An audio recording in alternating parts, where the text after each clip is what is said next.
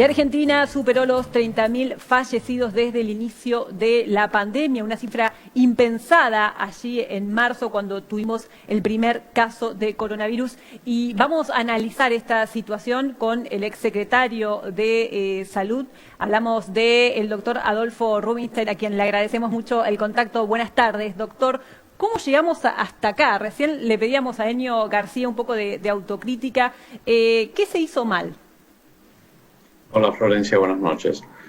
Yo creo que básicamente lo que hablamos en algunas oportunidades, que más allá de preparar la respuesta hospitalaria, sobre todo al principio de la epidemia, que estuvo bien, lo que no se hizo fue preparar una respuesta comunitaria contundente que permitiera bloquear los focos y mitigar la expansión de la epidemia. Y esto se debió haber hecho con mucho más testeo, trazado, aislamiento. La verdad que ese pecado original, entre comillas, es lo que estamos pagando ahora, cuando nunca pudimos detener, excepto muy inicialmente, la curva epidemiológica, y la pendiente siempre fue hacia arriba y sigue siendo hacia arriba, aunque creo que está comenzando a estacionarse un poco, a mesetarse. Pero de todas maneras el problema fue ese, y esto lo que produjo fue un incremento permanente del número de casos, que luego se empezó a reflejar en un aumento importante del número de muertes, que lamentablemente va a seguir en aumento. Ahora, recién Enio García nos decía, bueno, el testeo masivo no se hizo en ningún lugar del mundo y no se podría haber tampoco hecho en la Argentina, ¿es así? Nadie nunca habló de testeo masivo. Lo que estamos hablando es de testeo inteligente. Y testeo inteligente implica no solamente testear aquellos casos que tienen, muchos síntomas y que son solo la punta del iceberg, sino también testear a los contactos estrechos de esos casos, a los casos leves, e inclusive a los asintomáticos que están en contacto con los casos positivos. Es la única manera de mitigar la expansión de la epidemia y de controlar, este fenómeno. De otra manera, esta es la razón por la cual estamos teniendo mesetas tan largas. Por un lado tenemos altísima circulación viral, que tiene que ver con la circulación de las personas, y por el otro lado tenemos un serio déficit de testeos que hace que no podemos siquiera controlar la expansión de la epidemia. No se trata de testeo masivo, se trata de testear bien, y esto es lo que han hecho los países que han logrado de alguna manera controlar la epidemia. Inclusive en los países hoy europeos que están afrontando esta segunda ola realmente muy, muy importante, en buena medida están haciendo 10 veces más testeo que lo que hacían en marzo. Por eso también están detectando casos más leves, en muchos casos asintomáticos, y la letalidad es menor, aunque por supuesto que es muy preocupante. ¿Una segunda ola es inevitable para la Argentina también?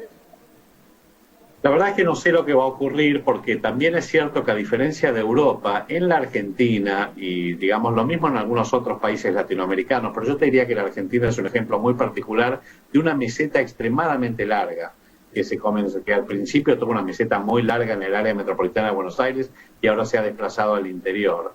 Pero esto de alguna manera también está reflejando, una probabilidad de contagio de la gente muchísimo mayor. De hecho, para el número de muertes que nosotros estamos teniendo, las estimaciones reales en base a la tasa de fatalidad por infectado, nos están hablando de entre 8 y 9 millones, por lo menos, de infectados en la Argentina, que ya es un 20% de la población. Por lo tanto, como todavía nos falta un buen trayecto todavía hasta terminar todo, si bien yo soy relativamente optimista en cuanto a que vamos a tener un noviembre difícil, pero espero que hacia fin de este mes, del mes que viene en realidad, las cosas comiencen a tranquilizarse un poco, a bajar el número de casos nuevos y, probablemente llegar hacia fin de año con una situación epidemiológica mucho más tranquila. Pero de todas maneras vamos a tener al final del día muchísimos más casos y lamentablemente muchísimas más muertes. Pero como se han producido con un ritmo de crecimiento relativamente modesto, es lo que ha permitido que el sistema de salud, más allá de algunos puntos de saturación, vaya aguantando bastante bien. Adolfo, ¿en algún momento hubo diálogo con el Ministerio de Salud de la Nación? ¿En algún momento se pudo trabajar ustedes como oposición dando un poco su visión o nunca los escucharon? No, nunca nos escucharon. En realidad, nosotros desde la Fundación ALEM de la Unión Cívica Radical hicimos un documento, te estoy hablando a finales de abril, principios de mayo, cuando teníamos un poco más de 100 casos en nuestro país por día y no 15.000 en promedio. Hicimos un documento donde en ese momento proponíamos salir ordenadamente de la cuarentena de manera más inteligente, sabiendo también que probablemente tuviéramos que volver a endurecer las medidas si la cosa se disparaba, pero iba a permitir un respiro, una apertura de la economía, liberar un poco la presión social, mientras, por supuesto, testeábamos, trazábamos, aislábamos y protegíamos a la población más vulnerable. ¿Qué es lo que se hizo, digamos, luego de la primera oleada en Europa? Porque en este momento Francia o España o Italia pueden volver a cerrar en buena medida porque aplicaron ese sistema valvular intermitente tal como yo lo acuñé hace 5 o 6 meses, que tiene que ver con abrir y cerrar de acuerdo a la trayectoria de la epidemia y cómo están saturados los servicios de salud. Cosa que no se hizo. Lamentablemente en la Argentina se siguió, digamos, ininterrumpidamente con una cuarentena plana, con muy poca flexibilización, lo que hizo que la gente se agotara.